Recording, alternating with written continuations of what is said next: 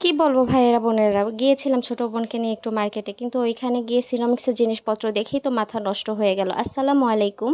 আমি আমার ছোট বোনকে নিয়ে গিয়েছিলাম মোহাম্মদপুর কৃষি মার্কেটে।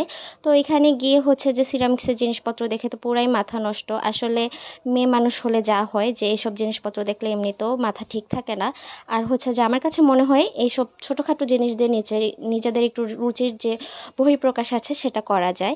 তো এখন হচ্ছে যে এসেছিলাম এখানে, তো আমার ছোট বোন ছোট ছোট জিনিসপত্র দেখাচ্ছে যে আপু দেখো এগুলো অনেক সুন্দর, এখানে সসের বাটি থেকে শুরু করে সব কিছুই আছে।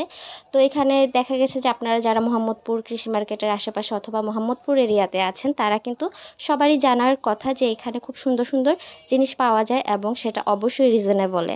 তো এখানে এসে দেখলাম যে এখানে আপনার হচ্ছে যে সুন্দর সুন্দর প্লেট থেকে শুরু করে, এই যে আমার বোন একটি স্টারের বাটি দেখিয়ে বললো যে আপু দেখো এটা কত সুন্দর ডিজাইন। আসলে এগুলো আমার কাছে মনে হয়েছে এখানে যতটুকু জায়গা আছে এলিগ্যান্ট এবং হচ্ছে যে রিজনেবলের মধ্যে আপনি আপনার সাধ্যের মতো অনেক কিছুই নিতে পারবেন।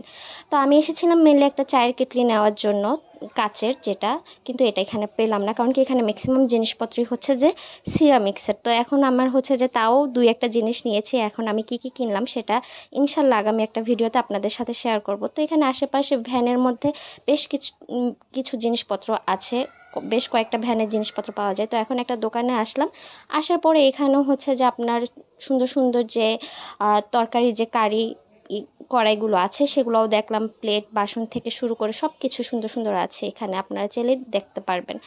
তো এটা ছিল আজকে আমার ছোটো বোনকে নিয়ে ছোট্ট একটা ভিডিও, মোহাম্মদপুর কৃষি মার্কেটে এক্সপ্লোর করলাম। তো আপনাদের যদি ভালো লেগে থাকে তাহলে একটা লাইক, কমেন্ট এবং শেয়ার করে দেবেন এবং আমার ইউটিউব চ্যানেলটাকে সাবস্ক্রাইব করে দিবেন এবং পাশে থাকা বেল আইকনটি অন করে দিবেন। আর আপনাদের কাছে কেমন লাগলো ভিডিওটি এটা অবশ্যই জানাবেন। আজকে এই পর্যন্ত, আল্লাহ হাফিজ।